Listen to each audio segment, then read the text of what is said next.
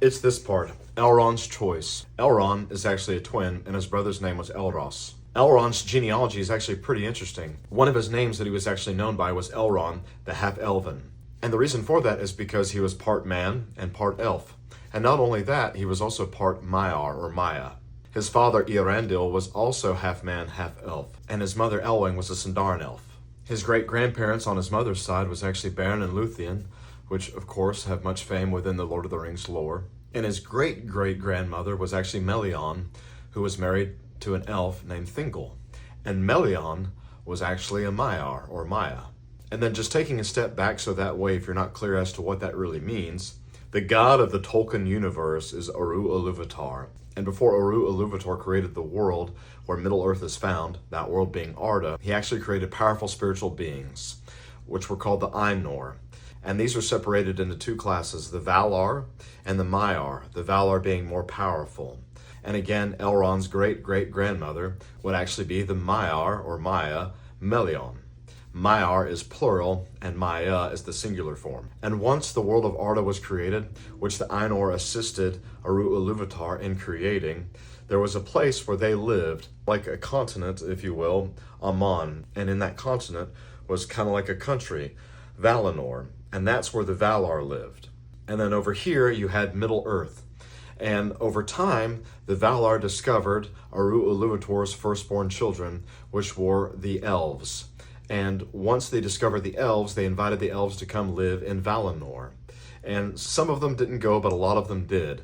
And the ones that did are known as the Eldar. And the Eldar are divided into three different kindreds, which would be the Vanyar, the Noldor, and the Teleri. And during this time, there was a Valar that became corrupted in his lust for power, and his name initially was Melkor. But he eventually turned evil and then became Morgoth. And while he was still living there in Valinor, he attempted to try to get the elves to mistrust the Valar, especially the Noldor. The High King of Noldor was named Finwë, and he had a son named Fëanor, and he was actually able to craft these beautiful jewels called Silmarils that contained the light of the two sacred trees that provided light to the land of Valinor, a golden light like the sun and a silver light like the moon. Morgoth, with the assistance of this evil spider-like creature named Ungoliant, destroyed those two sacred trees. And then he killed the High King of the Noldor, Finwë, and stole those Silmarils and fled to Middle-earth, where he would begin his dominion there. The Noldor elves wanted revenge, and they wanted those Silmarils back. But the Valar told them not to go. And they were already mistrusting of the Valar because of the lies that Melkor or Morgoth had told them. And so they decided to go anyways and to rebel against the Valar. And when they went to go get ships from the Teleri in order to sail to Middle-earth, the Teleri said no. And so they actually took those boats by violence and force and ended up killing their own kind, which is what's known as the first kinslaying. Fast forward to the First Age, and Elrond's great-grandfather, who was Beren, a man. Beren was in love with Luthien, who was an elf. Luthien's father, Thingol, king of Doriath, gave Beren pretty much an impossible task if he wanted to marry Luthien. And that impossible task was to actually get one of the Silmarils from Morgoth. And Morgoth kept those Silmarils there on a crown upon his head. Long story short, and something I'm sure I'll refer to in another video, Beren was able to get the Silmaril, and then later was able to marry Luthien. And that Silmaril was eventually passed down to Beren and Luthien's granddaughter, Elwing. And unfortunately, this would eventually lead to great destruction there. Because remember back when we were talking about those elves of Noldor who fled Valinor to seek revenge and went against and rebelled against the Valar? Well, Fëanor and his sons made an oath that no one would possess those Silmarils except for their family. After Fëanor's death, Fëanor's sons, when they found out that there was a Silmaril there with Elwing and Eärendil, those being the parents of Elrond and his brother Elros, they attacked the havens of Ciaran, which is where Elwing and Eärendil were living. And this was known as the third kinslaying. And during this time, Eärendil, who was a mariner, was at sea, and Elwing was there with her people and her two sons. And Elwing, in order to save the Silmaril, thrust herself into the sea, where she was actually saved by the Valar Ulmo, and she was transformed into a bird, and she flew to Eärendil there on his ship. And she transformed back into an elf there with the Silmaril. And from there, they actually sailed to Valinor, which was a little bit risky because Eärendil was immortal, and it was forbade for him to be able to go to that place or that country. But with the assistance of the Silmaril, he was actually able to make it. But when he went there, they forbade him to ever go back to Middle-earth. But however, they did allow him to wear the Silmaril upon his brow and to sail the skies. And so Eärendil would actually be sailing the skies with that Silmaril shining upon the lands about. And they would look to that Silmaril, and that bright light shining from the Silmaril upon his brow would become known as the Star of Eärendil, or the Evening Star. And the reason why he went to Valinor to begin with was to request the Valar's assistance in combating against Morgoth, which he was successful in gaining their assistance, and then after that they provided the help and assistance needed to defeat Morgoth there in Middle-earth.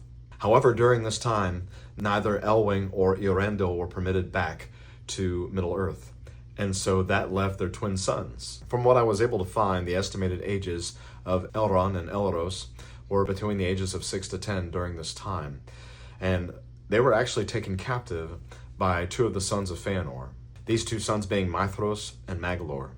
However, they took pity upon those two sons and raised them. Just taking a step back and thinking about how things are in the real world, how traumatic that must have been for them to experience that, being very young in age, and then just abruptly all of that taken away from them. Their parents are gone, and then they're captured, and they end up getting raised by their captors. That had to have been so very difficult. Looking back to whenever Eärendil and Elwing went to Valinor, they were actually given the chance to choose whether or not they wanted to belong to the kindred of elves or to the kindred of men, meaning they could choose to live forever, like elves did, or they could choose to live like men and ultimately one day die. This choice was extended to their posterity, meaning that this choice was extended to Elrond and Elros.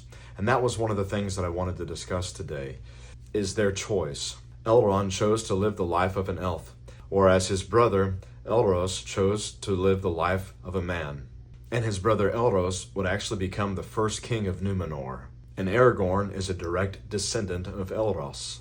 And there are 64 generations between Elros and Aragorn. And so whenever Aragorn's father dies at age 2, and he's then taken to Rivendell by his mother, Elrond raises him. And at least in my mind, I like to imagine Elrond has been through such tragedy himself. And so he's the perfect person to help and assist raise Aragorn in providing the nurturing care that he needs, with Elrond basically losing his parents. His parents didn't die, but he was taken away from them at such an early age. And now Aragorn is going through potentially something similar.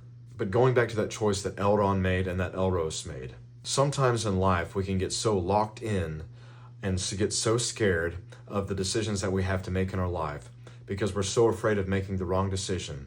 And what if it takes us down the wrong road? Or what if we mess up something forever for us if we end up making the wrong decision?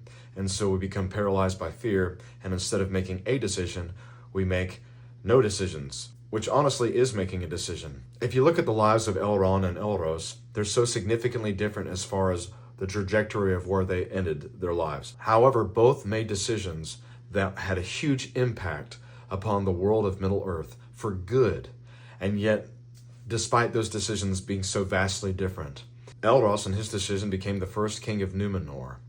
And ultimately, it would be his posterity, down to Aragorn, that would help and assist in the destruction of the Dark Lord Sauron. And so that decision, way back when, was partially a contributor to the downfall of Sauron, Aragorn playing a role within the Fellowship and all the events that transpired in the eventual downfall of Sauron. And then you have over here Elrond and his decisions. Well, he was actually able to raise that individual in such a way and in such a fashion that he would be strong enough in order to tackle all the challenges that would lay before him and to become the great king that he would become. That again being Aragorn, and also playing a pivotal role in the destruction and downfall of Sauron.